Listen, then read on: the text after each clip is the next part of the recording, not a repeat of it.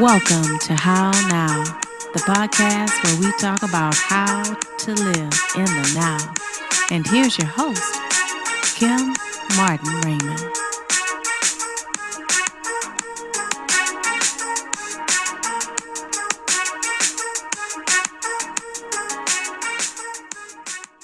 And peace and blessings, and welcome to this edition of the How Now podcast, where we talk about how to live in the now. I am your host, Kim Martin Raymond.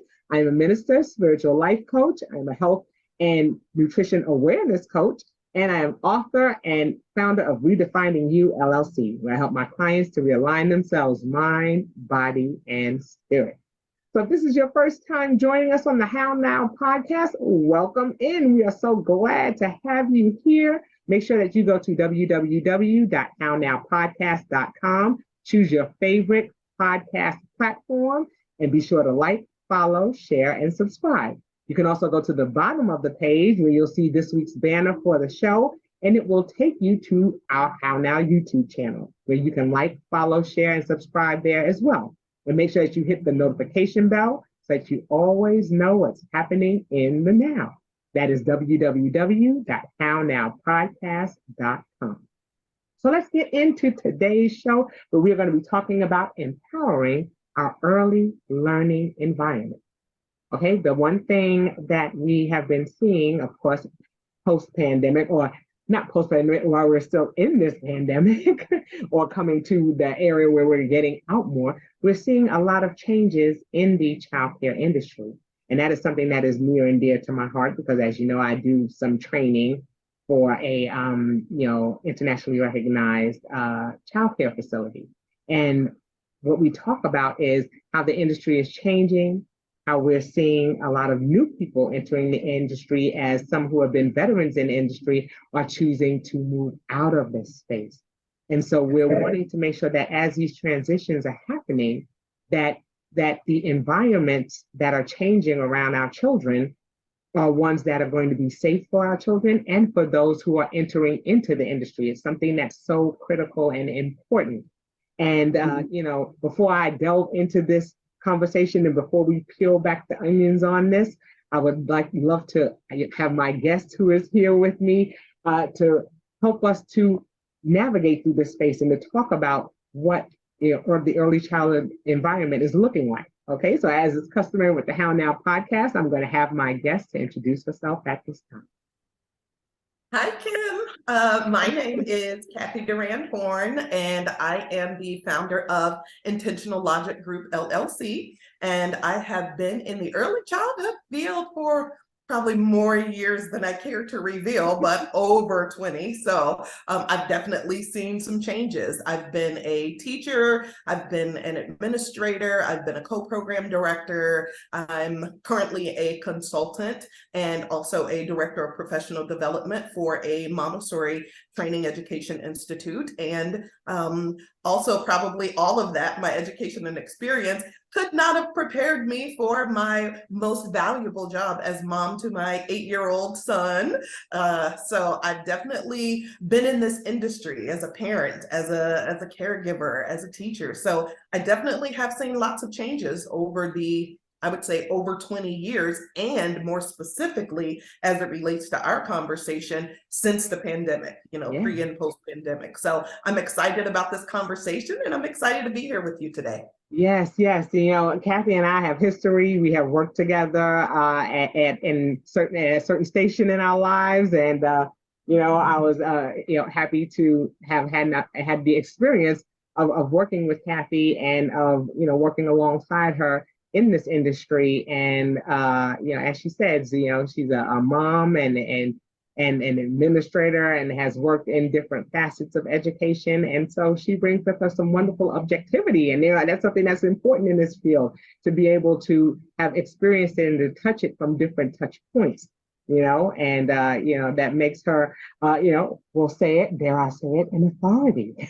I like that, an authority. An authority in this field and in this conversation, and can speak to it from a professional and a personal standpoint. So, we're going to dive into it. Like I said, we're talking about the environment. And in talking about the environment, and I've mentioned this in previous shows, as a trainer, one thing that I say to those that I'm training who are in the field of education is I tell them to think of the children as plants. I said, when we think about the children as plants, if there's a plant that we see that's wilting or is, doesn't look well, do we rip that plant out of the potting soil and throw it away? No, we tend to water it, or we tend to put it near sunlight, or try to find directions on what we need to do to help it to thrive. And we need to think of our children in the same manner. What's going on around our children? What's going on in their immediate environment that's affecting their ability to thrive? And so it is important that as administrators and as childcare providers, that we're providing the safest space and the environment that's going to be ideal for the children to thrive, especially with the younger children, because they're spending a majority of their time in our care, right, Cathy? So Absolutely. They're there, and it's going to be a matter of what can we do to best, provide that safe space for our children so that they thrive. It's all about thriving. So with that, Cathy, I want to talk a little bit about the experiences or the things that you've seen, as a result of the pandemic. The pandemic came and we saw a shift in childcare because, first of all, the children couldn't get there. So Absolutely. education is different. So talk to me a little bit about that experience that you had. So really, there were a couple of things that came up for me as you were talking, Kim. And, one of them was, I love that analogy of the children being plants. And, when we see them wilting, we don't just, prune them or throw them away or get rid of them. We have to change how we nurture them. And, what I've seen and what I've really been focusing on a lot in my training recently and in my consulting is, how do we do that? How do we step back? I call it normalizing the pause. It's really, something that applies to doing that self-reflection. You take a step back, you assess, you observe, and then you see what you're seeing.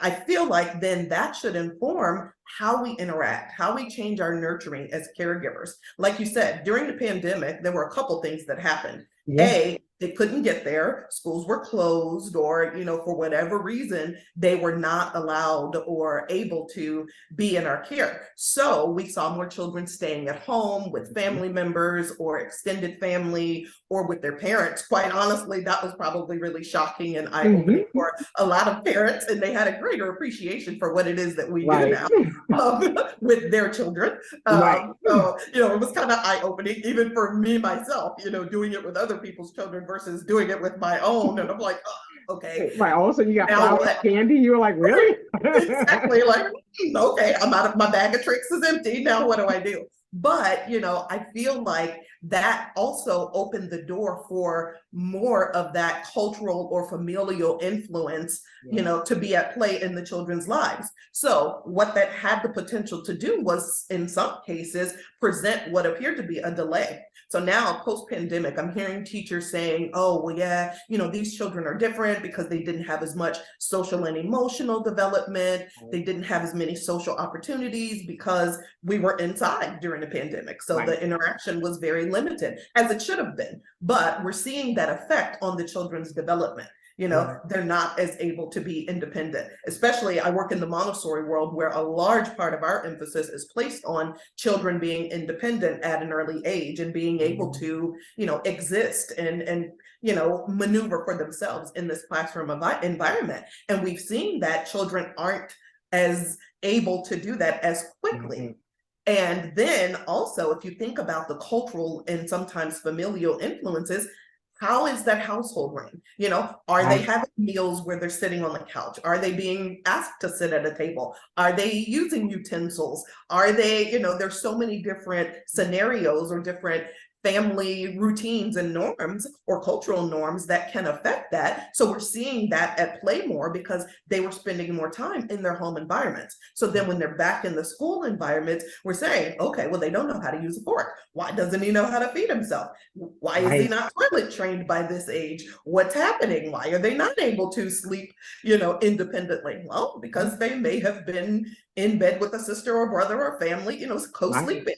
things like that we made as parents, we made adjustments, for the pandemic. And especially because there was a lot of uncertainty about, where it was going to go, how it was going to end, when it was going to end, if it's going to end, all of these things that we thought we were making temporary adjustments. So it's okay short term if you sleep with me for 2 weeks, but then, okay, it kept going and going and going. And then now it's, to the point where I've made it so you can't really fall asleep by yourself at school. So things like that we see affected or seem to have more of an impact on the children's development.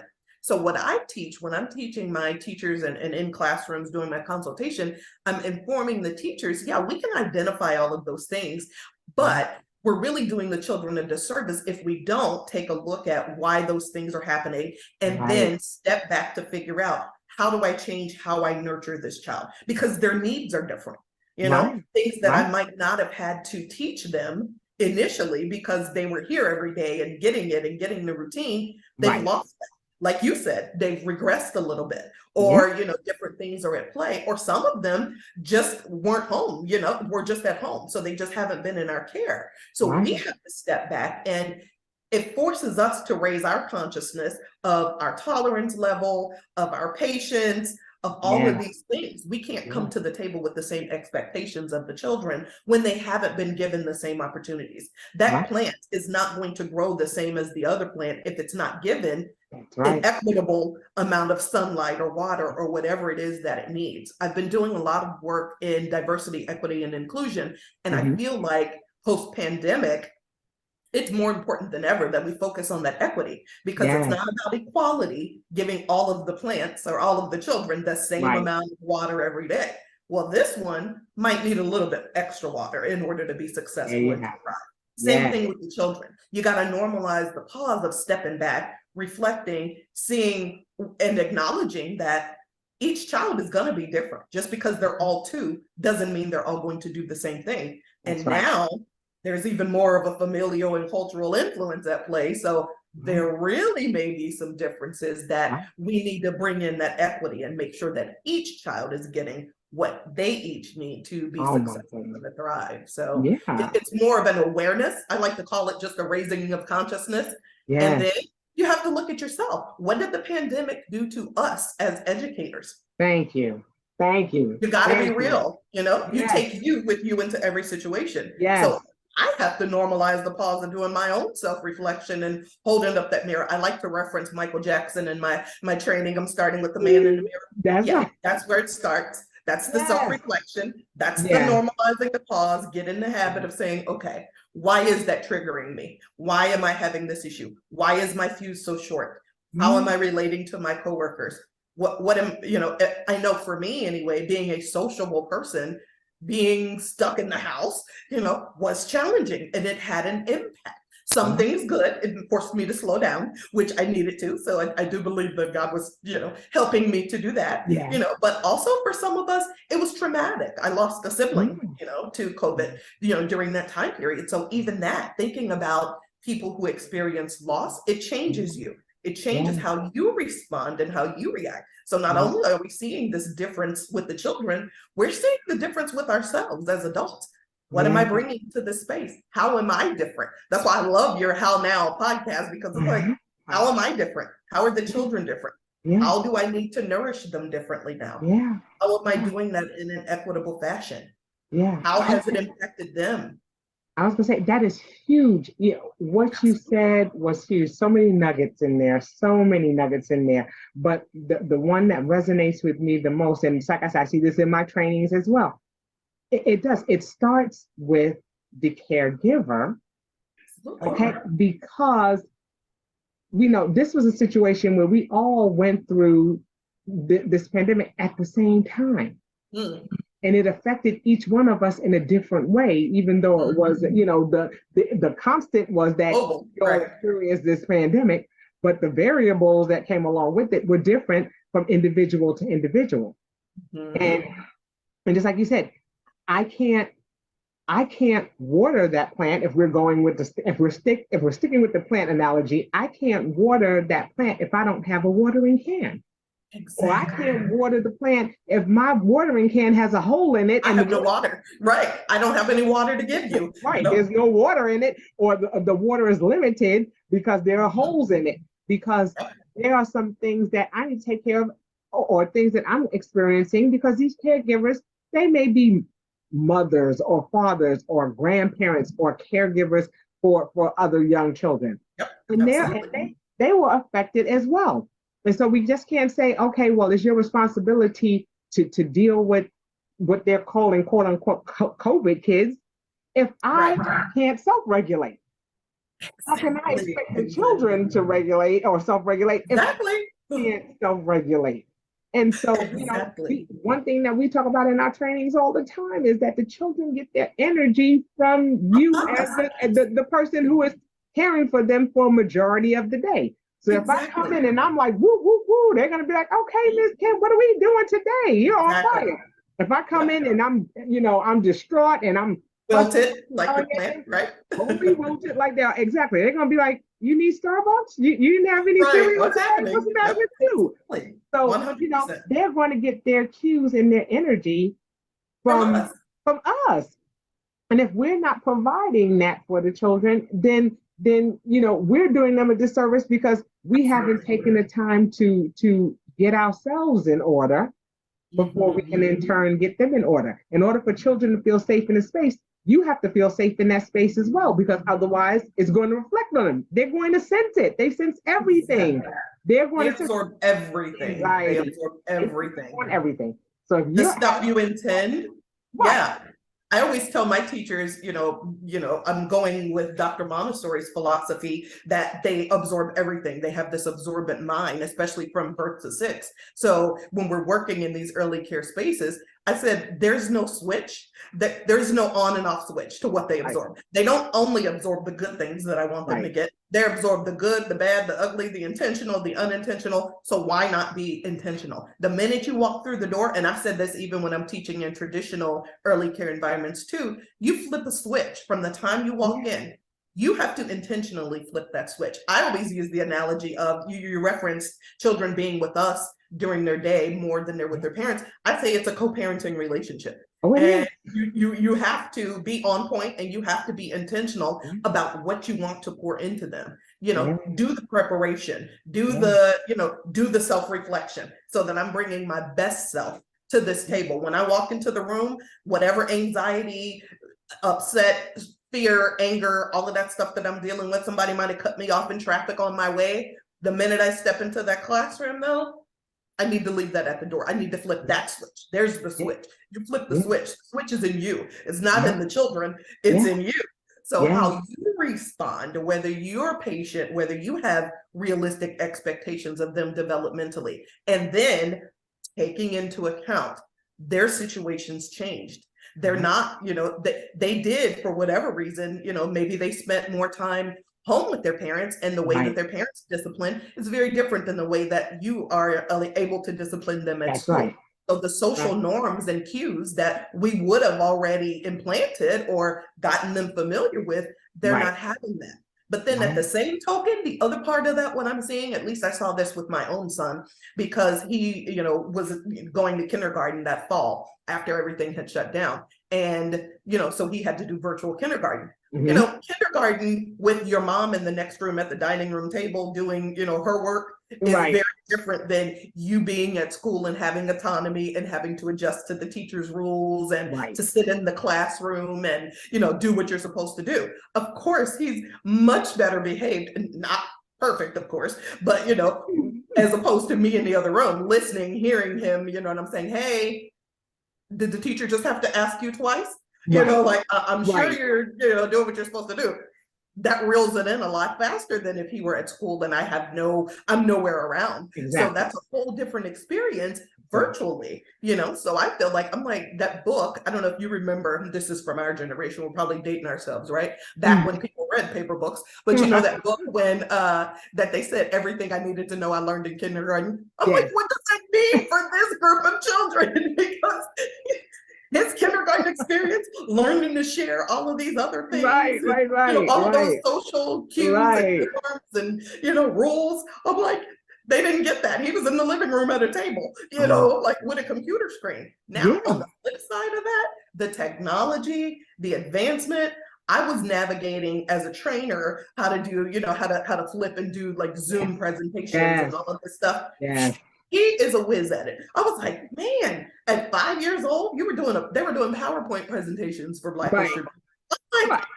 And mind you, I'm trying to navigate how to teach him. And I'm like, I'm becoming more familiar with it myself because I'm being forced to because of the pandemic. And he's just like, oh, mommy, all you do is click here, you do that. But he picked it up so fast that I was just kind of like, wow, how'd you do that? He did the whole presentation on his own. I'm like, in kindergarten, you just did a PowerPoint presentation, on an entrepreneur. And I'm like, you did it by yourself? Because I had to run out to the store. And I'm like, don't volunteer to do your presentation until I get back. Right. And I was like, he did it already. He volunteered to go first, true to form. He did it first. And I'm like, but how did you upload the PowerPoint? How did you navigate the slides? He's like, I did it. I'm like, wow. I asked the teacher, I'm like, did he really do it? She's like, he did a great job. I'm like, what is happening? Why? I'm like, how are these children doing PowerPoint presentations? And no, we were counting the blocks and Legos. And as a matter of fact, I went to half-day kindergarten. Right.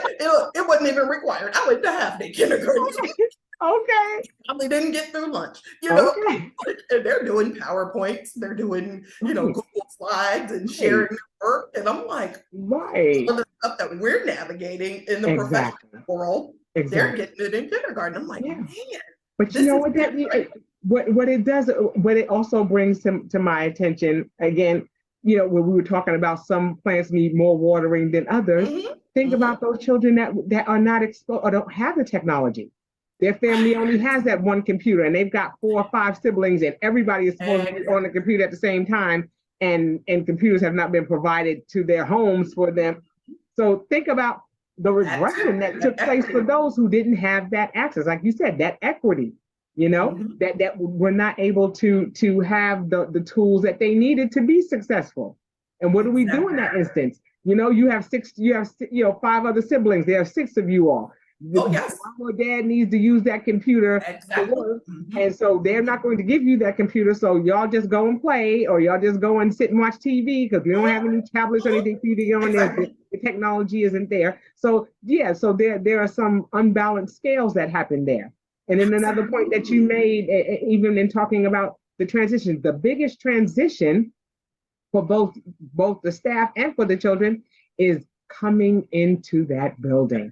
When you ask people, and that's one of the little trick questions we used to ask during our trainings, what's the biggest transition? They're like, oh, when the kids are going, to the playground, or when the kids are going to lunch.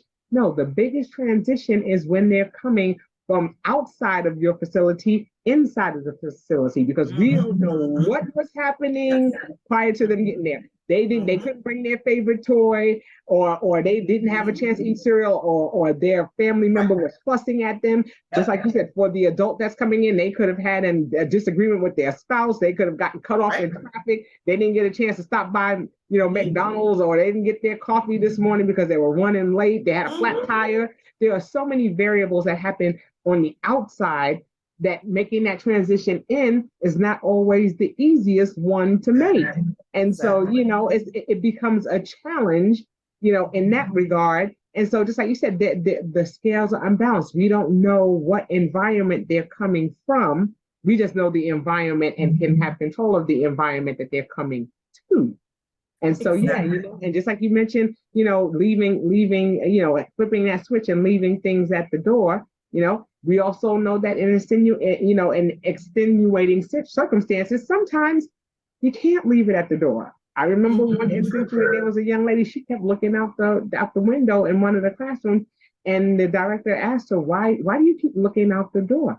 Because she was waiting for them to repossess her car. And she wasn't sure if they were going to come onto her work site and remove the car. So she couldn't leave it at the door because she wasn't sure that if she looked at that door, her car was going to be, and she was going to have to pay Right. But what I think, because you're absolutely right, we're all human. So nobody's perfect and nobody is able to do that. To me, what I have tried to reinforce through my teaching and, when I'm working with teachers is the ability to have that layer of vulnerability to admit that and acknowledge that. Not that you have to tell, everybody your business, but even if I come to a classroom where I'm starting my day and I know that mentally, like, let's say I was in that situation, I can let the director or somebody know that, hey, you know what, I have some personal stuff going on today, so I might not be fully mentally present. I'm sorry, but it's not personal. So then again, it's that same, it's a conversation. In Montessori, we call it grace and courtesy, but it's that same grace and courtesy that I'm going to extend, that I'm going to put out there and say, hey, you know what, even with my co-teachers, when I was in the classroom, that's something that I would do. You know what, guys, I am so sorry. I am struggling today. I'm not feeling well, or mentally I got some stuff going on. So don't take it personally. I may not be on my game today or on point. And also having that vulnerability to allow your coworkers to see that you are human, and even the children. Sometimes it's the children. I know for me, when I experienced loss or was going through things or having a rough time, those children are so in tune and they can heal. They were watering me, if I was on a couple of those things. And they don't even know it. And it's so precious and genuine and sincere that it's like, you know what? It's okay to show them that, because you're teaching them how to acknowledge that also. It's okay if you're sad. It's okay if you miss mommy. Oh, I'm sorry. Do you need, again, create that safe space. Mentally, physically, and emotionally for them to be who they are, for them to thrive. Same thing for the adults. I need to feel comfortable enough in a safe space with my team or my coworkers to say, you know what, guys, I'm so sorry, but today I'm a little distracted. Please forgive me. If I say that on the front side, then nobody's wondering, oh, does she have an attitude? Was she talking to me? Did you hear she didn't respond? It eliminates it. It's vulnerable. It's me saying, I am so sorry. I apologize on the front side. Please extend that grace and courtesy to me. Same thing with the children. You know what? Miss Cathy is feeling kind of sad today. They're like, what? Then they're in turn, then I'm seeing them take care of me the way that I take care of them. Do you need a hug? Do you need or I'm creating a calming space in my classroom where it's not time out, but it's time that, hey, if they're mad, sad, angry, upset, whatever, they can go there, their comfy pillows on the floor, their pictures with different emotions on the walls. There's a box of tissue, paper, crayons, anything. I want to color, draw, anything. Hey, you need a minute? You're having a moment? It's multi-purpose. You're having a moment. I know. I'm so sorry you're sad, but mommy will be back. All of those things. Would you like to be in the calming space for a while? You don't want to be bothered right now? I can relate to that. It's okay if you need a minute. What you cannot do is, if you need a minute and you're upset, you cannot hit my friends. What you can do is take a moment, and when you're ready, you can come back to the table.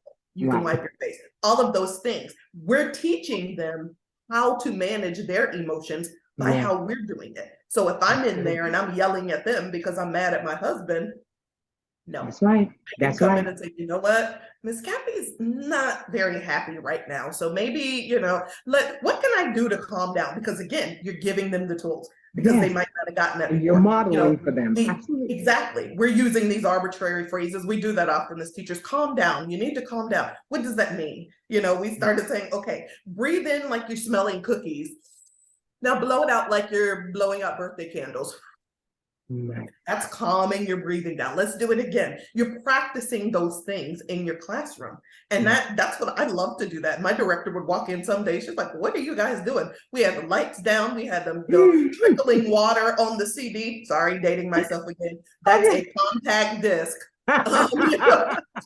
We have the trickling water on the compact disc. The lights are down low, and we're all laid out on the floor practicing our breathing, because that's what we do. And that's how we need to calm down if we're feeling overwhelmed. It's the social emotional part. It's okay to be in touch with your feelings. It's okay to feel that way. It's okay for you to need a moment. It's okay for them, and it's okay for us. And this classroom is that safe space. This is a safe space for you to explore and express your feelings. This is a safe place for you to learn the cognitive development, the skills. And as the teacher, I'm going to step back and recognize that you're not all going to be at the same level. There are going to be other things at play. Let me see. Instead of criticizing and critiquing and, belittling, I'm going to empower, I'm going to observe, I'm going to normalize the pause of stepping back. Like I said, that applies to so many things, but it's that let's step back and see what else is going on. There's a reason behind every behavior. So it's easy for us to just move forward and plow through it, which is what we tend to do as educators. Oh, you hit him, you did that because, no, let's stop and see what's going on. Oh, you're sad because you miss mommy. Okay, well, when you're feeling sad, here's what you can do. What Absolutely. you cannot do all is about you. I absolutely love that. But we don't do that. We plow through. No, we don't. Right? Normalize the pause. Normalize the pause. I absolutely love that. I love that. Normalize the pause. That's true. It's a matter of taking a step back. And and again, plenty of nuggets there. What I love that you said, or what you gave the basis for is communication. Yes. We have to be able to communicate effectively. And some of that communication or comfort in being able to communicate effectively is that we have that level of trust. That we trust. It's definitely, I'm not going to share if I don't trust that you're not going to send my info all over the building. Sometimes childcare is known or notorious for being, the cesspool of gossip. That one thing, sometimes it's the worst game of telephone that you're ever going to play, because by the time you get to the next person, it's not going to be anything like what it was supposed to be. But there has to be that level of trust that the person has to know that they can share with you. Especially as administrators, that you have an open door policy. You can't say you have an open door policy, but you got your foot on the door. Exactly, holding it closed, right? Exactly. Holding the door closed, or when they come in, you're doing everything but giving them eye-to-eye contact. But you're telling them, get down on the child's level, so that way you're hearing what they're saying. Well, you have to be paying attention and not be multitasking while this person is coming and trying to share with you a concern or something that they have or a need that they have. They're not paying attention. So, like you said, it's important to talk about, having that level of communication where that person feels comfortable, where the child feels comfortable coming to you, where they trust you enough to know that if they share something with you, that it's okay. One thing that we talk about in our trainings as well is we say, if you're going, there have been teachers who have gone on lunch breaks and not come back. They're just like, I've had enough of this, and they've left. And it traumatizes not only the children, but the staff person or their coworker as well. Because you're like, where did so-and-so go? Where's Cathy? She's gone. What do you mean? She said, the line at Chick-fil-A is not that long. Look, how now? How are we going to get the rest of the day now? Absolutely. But what happens is, just like you say, there's that lack of communication. And I love that you talk about the children, humanizing yourself to the children. Miss Kim is going to be gone for a couple of days. She's going on a trip. She's going to, she'll be gone for a couple of days, but I'll be back. As opposed to being gone for a couple of days and the child is traumatized because they're thinking that you're gone because they've seen that in the past, that somebody's left and they haven't come back. Right. And so it traumatizes the children, and then also when you were talking about how we speak to the children and how we say things. Oh, go sit down. Oh, go be quiet. Now, children repeat, and we're supposed to model for them. So could you imagine a bunch of 2-year-olds or 3-year-olds saying, oh, boy, go sit down. Oh, they do. It's not as cute when it's coming back out that way either. You're like, oh, is that sound? They get the exact same inflection, tone of voice. Exactly. Yeah, I know listening. Oh, is that right? Exactly. Because if you ask those children, hey, imitate, and even think about it in your own childhood. Imitate one of your teachers. You can go back and be like, okay, I can do that easy. And then see how it comes out. And is that how you want the child to see you, or that gives you a hint of how that talk about self-reflection. Ooh, that's a mirror. Talking about that man in the mirror, honey. Ooh, that's an ugly mirror. That's exactly it. Okay. They're little mirrors. You're absolutely right. And they're going to reflect what it is that they see. And if you're doing that, or if you're giving those kind of incantations, they're going to do the same exact thing. Exactly. But another point that you make is just a matter of making sure that you're not taking the voice away from the children either. Right. As nurturers and as childcare providers, the one thing that we want to do is, look, Cathy doesn't like when you do that. Stop doing that to her. Stop taking her toy. Instead of saying, Cathy, how Miss Kim, that you don't like it when she does that. It hurts your feelings when you do that.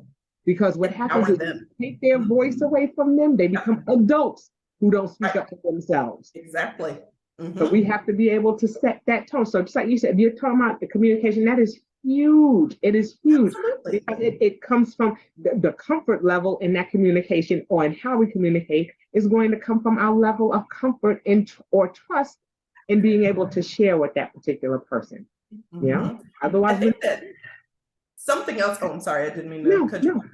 Something else that I've seen, particularly since the post-pandemic, is being able to do that. I think for you and I, because we are a little more seasoned, or authorities, as you say, I think that this, I've seen it in some cases where teachers that are now in the field, or who may be coming to it newly, like you said, we're at different experience levels. So those who are now just coming to it, fresh, and may not be coming to it for, all the right reasons, let's just say that, thinking it's an easy job, it's an easy check, it's, I have children, I've always been just coming in babysitting. All of those things. Yeah, it doesn't work like that, because you have to have a level of maturity. So when you're able to do those things and to communicate intentionally and to be present, I think that's the biggest thing that's changed. It's like there's an even greater need for you to be present mentally and physically and emotionally, because you have to be intentional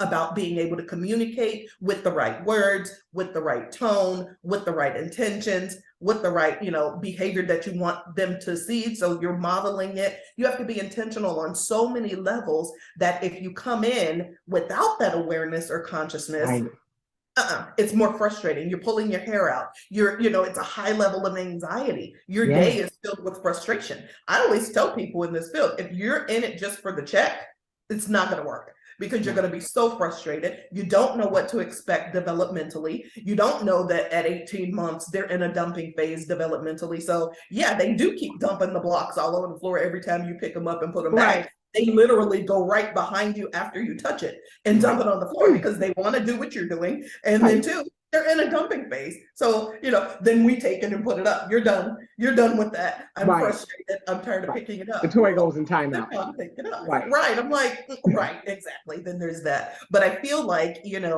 this level, sometimes the teachers that we're getting now, because there is a shortage, because people recognize, even during the pandemic, for whatever reason, that sometimes they could go make more money elsewhere. So we lost a lot of educators, and what I've seen anyway with the schools that I'm doing consulting with, it's hard. They're scraping the bottom of the barrel. Like, okay, if I can just get a warm body, like can we just get somebody who wants to be in here and will show up? Perfect. We can fix all the rest. But it's like, ooh, if you're not fixing it in the right way or building them up in the right way so that they're successful, it's again that equity. Equity is at play in all of it. They're coming to the table. If I'm an educator and I'm fresh in the field, my heart can be genuine and I really want to work with children. That's always the answer we get, right? Why are you here?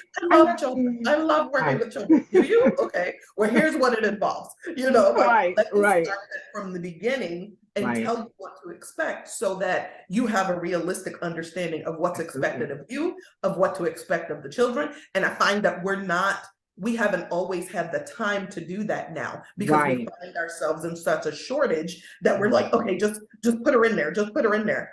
You're creating these teams, especially when some of the programs were open during the pandemic. There was no mixing. So this is the team. Like, okay, you're a lead teacher, you need an assistant, here you go. Make it work. I don't care if it's a good fit, team dynamics or personality or any of that. We had to shift the focus away from that to just filling the space and having a body and put anybody in there. Well, I'm doing a lot of team building work, because now we've had to go back and repair that stuff. Like, we didn't have the option to vet people or to say, this isn't a good fit personality wise. Those were not even on the page anymore. It was, you need a job, we need a body. There you go. Oh, sorry, you two don't work well together. I'm sorry, you kind of have to figure it out. Don't kill each other. Or if you do, don't get anything on the walls. Like, it was kind of like, it was like they were being forced. And I'm hearing this from teachers, they're like, there was no consideration of a working interview or see if it's a good fit or do a trial day. No, that went out the window.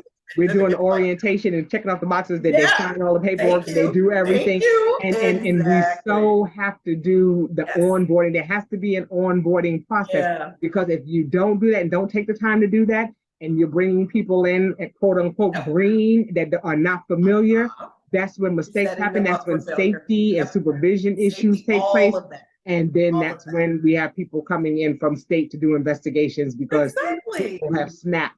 And Well, had we taken the time on the front end to onboard them properly, you know, in our Well, and desperation, like you said, to get that warm body in there, we're putting our exactly. children at risk and And our coworkers at especially risk. more of the orientation and the onboarding, you know, they're doing it on the computer. So it's like, oh, okay, it's not Right. an in-person, you know, Right. hey, we're going to sit down and go through this health and safety training like we used to do, you Right. know, over quality Right. assurance. You know, we're not doing Right. a health and safety training. Here's the 16 steps to the diapering process. It's like, here, Right. can you watch this video on diapering and then sign this page that you watched it? Right. Okay, great, your training's done. No, I'm like, we just, and I'm not criticizing, but I feel like that's some things need to definitely be hands something on. that's different now. You know, it's different. We're trying to get them in as quickly as possible. Right. So we don't have that luxury of time and, you know, well, or we don't normalize pausing to make Right. sure that we're setting a solid foundation before we're throwing them in. So we're having to correct it on the backside.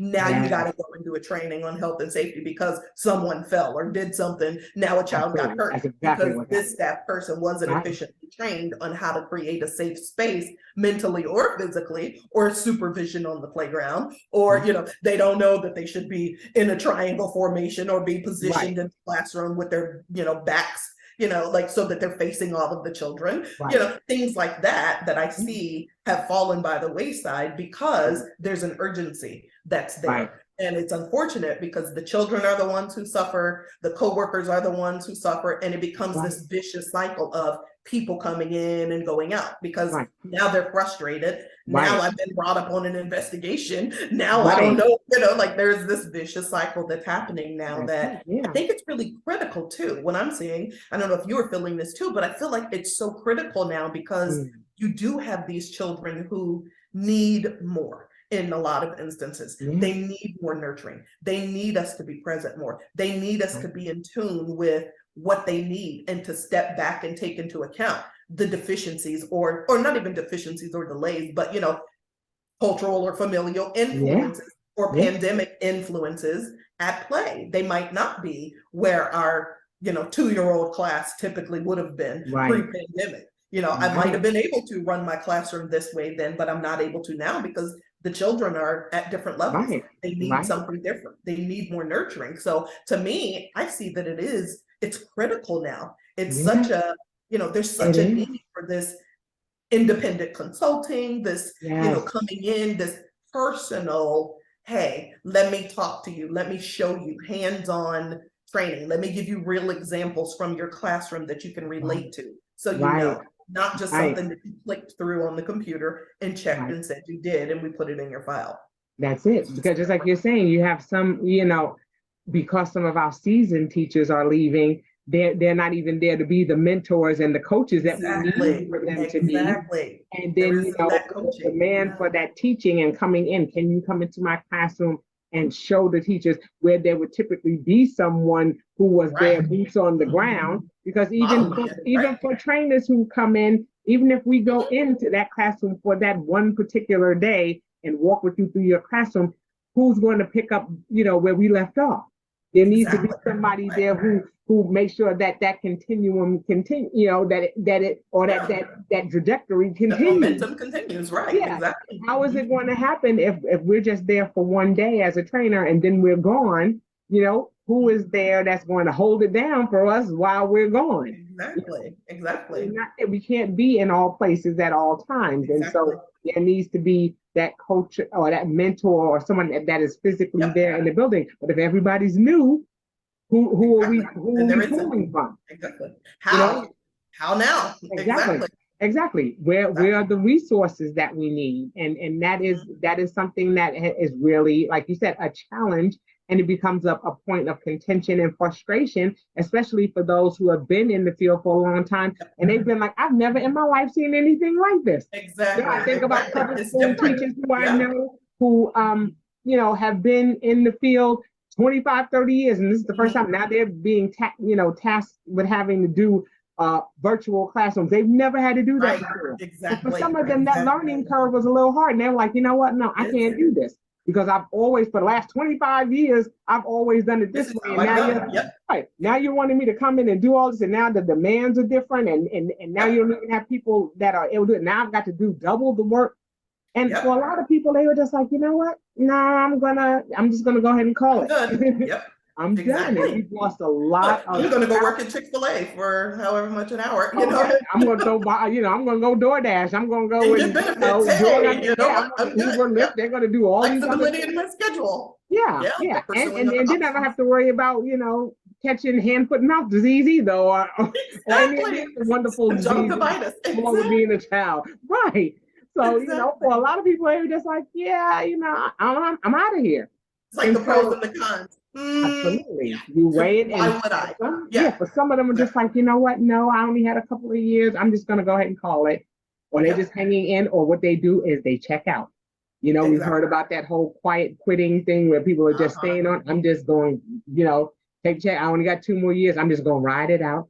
I'm not going to Exactly. do anything. I'm just Exactly. gonna come in, be present, collect my check on at the end of the week, and I'm gonna Yep. go about my merry way. Exactly. And that's not That's what the exactly children it. need either, and that's not what they need. So, No, the needs are not just baseline for the children, they're for the staff as well. exactly. Because if As a whole. they're not in an emotionally sound place, or if they're not in a place of healing, they're not going to be able, they're not going to be able to pass that along to the To children. They're nurture not anybody going to else. model Nope. a Can't behavior pour from an that they empty can cup. for themselves. So, Yep. you know, Can't it's pour a from an empty cup. Absolutely. yes, So if they're yes, burnout, which I think that's the other thing that I'm noticing is that administrators, when I'm working with administrators, I understand for all of the reasons that we just listed and all of the stuff that's happening and the needs are changing and all of that. But I'm finding that when you have those teachers who are expressing, hey, something's got to give, yeah, or hey, I'm feeling burnout,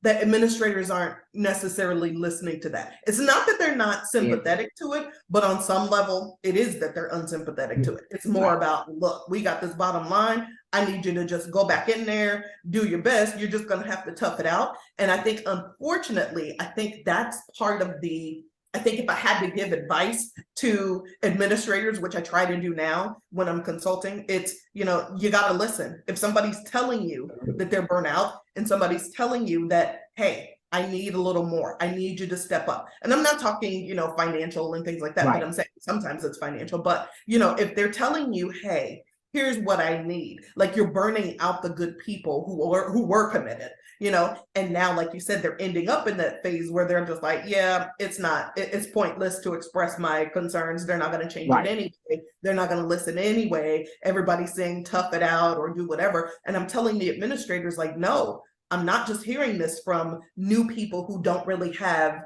that solid foundation yet. I'm hearing it from the seasoned teachers who Right. have been committed, who are committed to their job, who have been doing it even though the pay is never it's never quite equitable or fair in this industry. They have been toughing it out because they love the children. They have been connecting with the parents and doing all of the things that we're suggesting and, treating these children as if they were their own and nurturing them and watering these gardens. And if they're telling you, hey, I need to feel your support. Because I know for me as a teacher, that was one of the worst things. And so I try to be very conscious of that. I said that was the worst thing as a teacher, to not feel like I had the support of the administration.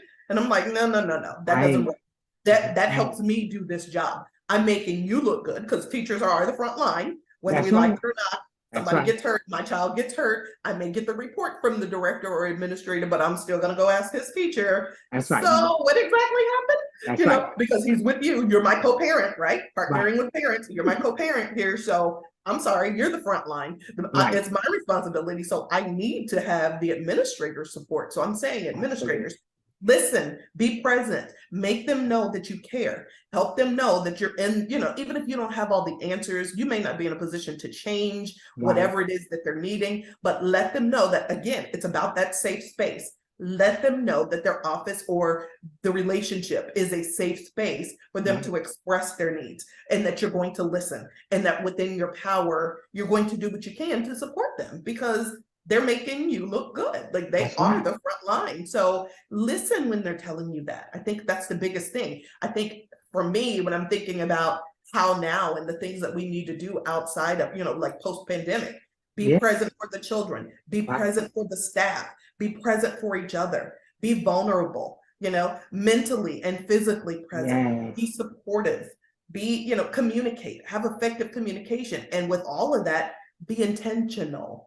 about all of those things. Be intentional about holding space for a staff member who's saying, I'm having some issues, or I'm feeling like this is happening, I'm having a struggle in whatever way. It can't be like, okay, well, you're always going to side with the parents regardless. It's you got to be in tune. You got to be present. You got to make people feel like you actually care and that you are paying attention to providing that equity, whether it's with teachers and staff, whether it's with children, whether it's with parents. And it's a lot. It's a great responsibility, but to whom much is given, much is required. We have the unique opportunity of shaping or potentially shaping the future. I don't contend that we're the loudest voice in the ears of the children. And we know, like we said, there are familial and cultural influences that play in their lives. And maybe they'll remember pre-K and early K, maybe they won't. But if we can plant a seed, like planting those seeds of respect and kindness and grace and courtesy and listening and expressing yourself, and empower them so that they learn these voices. Look, 90% of their brain development happens between birth and age 5 or 6. So that's a lot of stuff that we can lay the foundation, put those seeds in there, empower them now so that maybe it'll stick. It's like the spaghetti, you throw it against a wall, maybe something will stick. So maybe it'll be the kindness that sticks. Maybe it'll be the respect for differences that sticks. Maybe it'll be the compassion or empathy for one another that sticks, but we got to be intentional and keep doing it on purpose. Absolutely. I absolutely love it. Honey, nobody can wrap it up better than you on that one. Yeah, and that's what it is. We understand that it's a process. It is a process. We are in the age of technology, and there are so many things. I mean, if we want to know anything, we Google, Siri, Alexa, everything. Look, as my son says, search it up on your phone. Search it up on my phone. Search it up, Mom. What does it mean? Search it up. Just search it up. I'm like, oh, the whole point of it is that, like you said, the only way that we're going to be able to respond as opposed to reacting is by educating ourselves on what it is that we're seeing around us. What is it, like we said at the top of the hour, what is it that changed? What is it in the environment that changed, that caused a change in behavior, or that caused us to lack what it is that we need? And how do we go about finding the resources to replenish what is missing? And what is it that we can learn so that we can better respond as opposed to react to the things that are going on around us? So that again, reactions are emotionally charged. Right, that we're being proactive as opposed to being reactive. What are we doing so that way it's going to be the best experience for everyone involved? And like I said, you gave us some wonderful steps and tips on things that we can do. And we see that it's not just at the base level with the children, that it starts with the staff as well, that it starts with the administrators. And we all have a responsibility to work hand in hand so that we're creating a safe space and a safe environment for everyone involved. And it doesn't get any better than that. So Cathy, do you have any last words that you want to leave with our listeners regarding creating that powerful environment for our children? No, I think that we've definitely covered a lot. I absolutely enjoyed the conversation. And, I just hope that even if one person takes one thing away, just again, like I said, I am working on a book, and there's a book in the works, Normalizing Pause. So definitely feel free to check out my website, www.intentionallogicllc.com. Actually, I'm sorry, it's intentionallogicgroup.com. Yes, and definitely, look for that to come soon. Again, just take away that nugget, however it looks for you, even considering the fact that you may be different after the, post-pandemic, how you do that now, like you said, and all of the things that you are, reinforcing, taking that time to figure out what it looks like for you now. How are you different post-pandemic? Because you take you with you everywhere. So that's the first place to start. I think if you're looking for, how to figure out these answers, like I said, start with the person in the mirror. You're going to take you everywhere. Be honest with yourself. Get in the mode of then normalizing that pause and that self-reflection of, how am I different? So that's going to dictate everything else, because you're going to take you into every situation, every conversation, which I am so happy that you held space for me to have this conversation with you. And I look forward to talking with you again in the future. Oh my goodness. All right. Okay. So like I said, like Cathy said, if you want to learn more about what she's doing, her program, and learning more about her upcoming book, Normalizing the Pause, go to www.intentionallogicgroup.com, and that will be in the description when the show airs. So you'll be able to get in contact with Cathy and find out what's happening in her now. Okay, now, as I ask all of my guests before I close each show, how are you living in the now? What are some things that you are doing to navigate in this space that we're in? Okay, well, that has been a journey, which, I think everything is a journey, right? So going through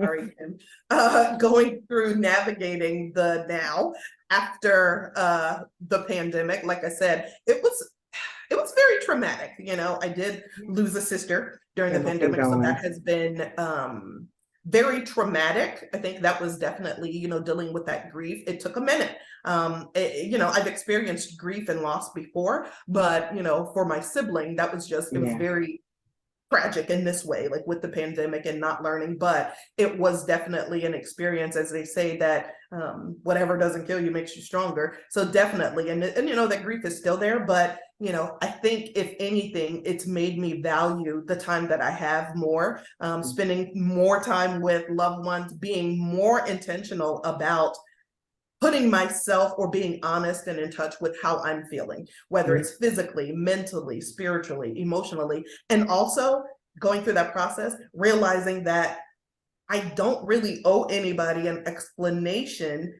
for how I'm feeling or what I need to do. I don't have to explain it. I don't have to, I can just be present. Being in the moment, being in the now is really what I'm trying to do. And whenever I find myself, I'm a little bit of a control freak, just a tiny bit. And I like to be, doing lots of things, and I have my hands in lots of things, so I'm all over the place. But, when I try to make sure that I'm feeling like I'm overwhelmed, I'm taking time. I'm saying, hey, you know what? I need a minute. Whether it's telling my husband or my son or even my job, like, hey, you know what, guys? I need a mental health day because I need to just breathe. I'm not going to be any good to anybody. I've said that for years. I've heard that for years. You can't pour from an empty cup. But now I feel like post-pandemic, I am actually taking more time to be intentional about that space and allowing myself that grace and courtesy. That's why I'm more conscious of that. Like, okay, I would, if somebody else came to me and said, hey, here's how I'm feeling, or, I would in a minute give them the advice, oh, you need to take time for you, girl. You need to take a bubble bath, do whatever you need to do, figure out what helps you relax. Okay, physician, heal thyself. Girl, you need to take time and relax and do what's going to work for you. So trying to be more intentional, maybe I'm scheduling it. Maybe I'm, and not feeling, I'm being unapologetic. That was one of the things that I could say about my sister. She was unapologetically her. And that's something that I've been trying to live by. Like, you know what? I can be unapologetic about that. As long as I'm being intentional about what I want to do, how I want to do it, even the words that come out of my mouth, normalizing that pause. Okay, let me take a step back and giving myself the grace and courtesy to know that I'm not perfect. I'm only human. I'm still a work in progress. Thank you, Lord. The grace that he extends to me is the same grace that I try to extend to me. That same grace that I extend to others, and that empathy and compassion. I got to have that for myself too. I got to allow myself that same space to say, you know what? A minute ago, that wasn't my best moment, but I have the opportunity to change that going forward. And I try to tell my son that too. You don't have to let your moment, a bad moment, define the whole day or your whole life. You have the opportunity to change it. Who can you control? you. He doesn't like when I say that because he's learning that at 8. Okay. You know, I'm trying to tell him, I'm like, well, I know that you hit your friend because he pushed you, but how did that work out for you? Who can you control? What could you do? You know, he's like, Josiah. I'm like, right. You control Josiah. You can control you. You can't control what anybody else does, but you That's can right. control you. How you respond, how you react. That's right. That's How right. did that reaction get you? Okay, All then right. do something different intentionally. So that's what And I'm doing now and trying to focus on, empowering others. That's what, I've really been trying to be intentional about that in my conversations. Like, okay, what is it? And acknowledging I don't have all the answers. I love the sound of being an authority, but I always start my trainings by telling everybody I am not an expert. I've had experience and I'm happy to think through the process with you. I'm happy to facilitate the I conversation love it. and create the safe space for the dialogue. But, hey, we can figure it out together. And new stuff comes up all the time. So just being intentional about it and being more, in the moment, in the now. I like being in the now. So I love it. I love it. Just like you said, we can't say any better than Michael Jackson said. I'm starting with the man in the mirror. Just like you said, it's all about starting with us, starting within, and then moving forward from there. Said that way, like you said, that cup is full, like you said. If you don't like what you see in that mirror, That's right. Exactly, girl, do what you need to do for you. Right. Heal Be intentional thyself. about it, girl. Okay. Right, Okay. Don't make me get a puppet, honey, with a little with some blocks on it. You're talking about like I heal thyself. Okay. You All right. I'll do it. I'll do it. All right, but honey, it was a pleasure having you it. take time and like I said, holding space for you to talk about this timely topic, especially as school is let out for the summer, and it's going to be just a few short weeks before we'll be heading right back into the schools again. We used to act like summer was 6 months, and it was only 8 weeks, a little bit. Then it's time to go back in and start all over again. But thank you so much for taking time to come and have this vital conversation, this enlightening conversation with me, and know that once you come to How Now, you're always welcome back. So when that hits, we'll have you come back and we'll talk more about that. Again, they can reach you at www.intentionallogicgroup.com. And again, like I said, you're part of the family now. You're always welcome back, because what's happening right now may not be what's happening 2 minutes, 2 hours, 2 weeks, or 2 years from now. So you're always welcome to come back. We're happy to have you. Okay. Thanks so much for being here, darling. And that will do it for this edition of the How Now podcast, where we talk about how to live in the now. And until I see y'all the next time, I'll say peace. Bye.